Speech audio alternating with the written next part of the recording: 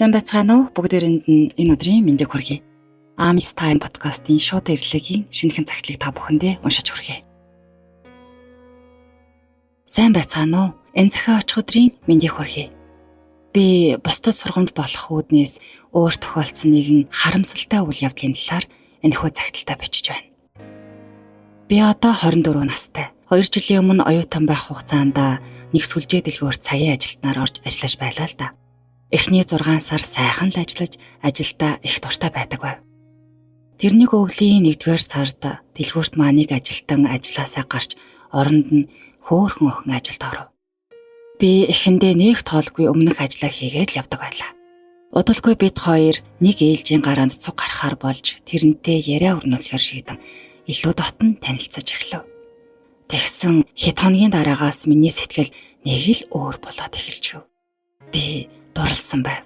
Эхэндээ ч тоохгүй яваад л байдаг. Өдөр ирэх тусам гүн гүнзгий дурлсаар нэг л мэдхэд хязгааргүй хайртай болсон байлаа.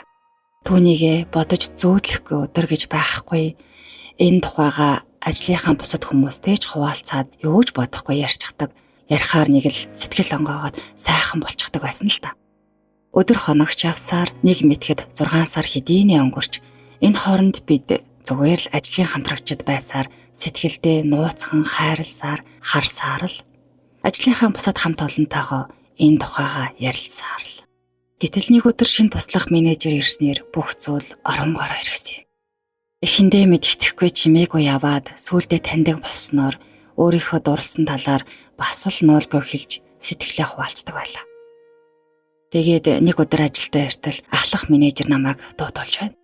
Яваад очтол краш маань нэлээн ууртаа сууж байхан тэр.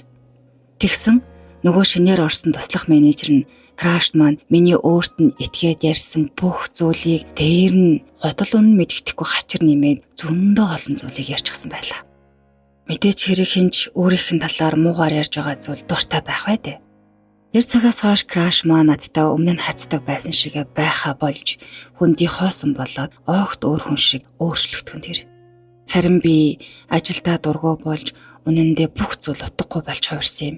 Төд удалгүй би ч их сургуулаа төгсөж гэрийнхнийхээ шахалтаар мэрэгчлэрээ ажиллахаар болж тэр дэлгүүрээс гарахаар болсон юм л да. Яах вэ дээ? Өнгөрсөн жил гарав сайн тайж, муу тайж, янз янзын хүмүүстэй харьцаж өөрөө ч тодорхой хөгжиж байгаа юм шиг санагддаг байсан юм. Энэ ажлаасаа гарахдаа их л хорогдож байж гарч илээ. Одоо би тэр дэлгүүртээ үнэхээр их хайртай. Яагад гэвэл миний анхны ажил, анхны цалин, анхны хүнд хүчтэй дурласан тэр мэдрэмж.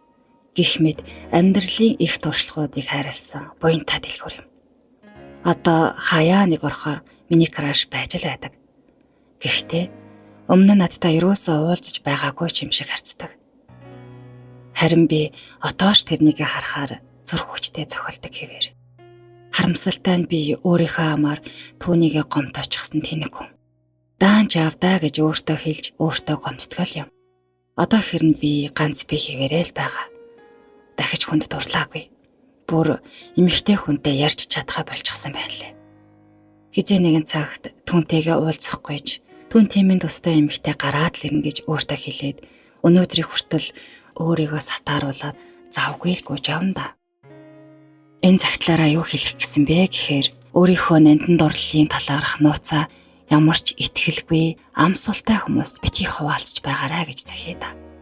Энэ хүртэл уншиж өгсөн сонссон та бүхэндээ бүгдэнд нь баярлалаа. Хэмээгээд загтлаа өндөрлсөн байна. Тэгээ ер нь хүний итгэж ярьсан нууцыг ийш тийш нь хов болгож тараана гэдэг хамгийн муухай зан чанар. Магадгүй танд ч гэсэн иймэрхүү асуудлууд тулгарч исэн бол цагтлаа бичээд уншуулаарай. Энд хүрээд өнөөдрийн дугаар өндөрлөлөө. Дараагийнхаа шинэ дугаараар иргэн уулзтлаа. Түр баяртай.